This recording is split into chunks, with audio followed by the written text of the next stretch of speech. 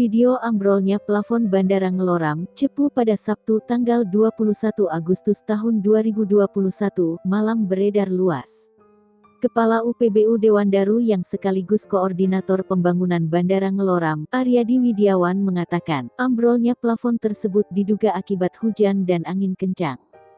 Menurutnya, kerusakan pada plafon sekitar 10 meter persegi. Sedangkan berdasarkan informasi yang didapat olehnya dari BMKG, kecepatan angin diperkirakan sekitar 15 knot.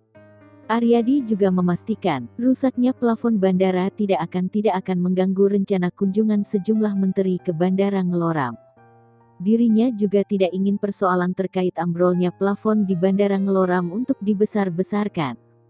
Sementara itu, pada Minggu, tanggal 22 Agustus tahun 2021, pagi sejumlah pejabat utama di Kabupaten Blora tampak sedang menunggu kedatangan sejumlah menteri.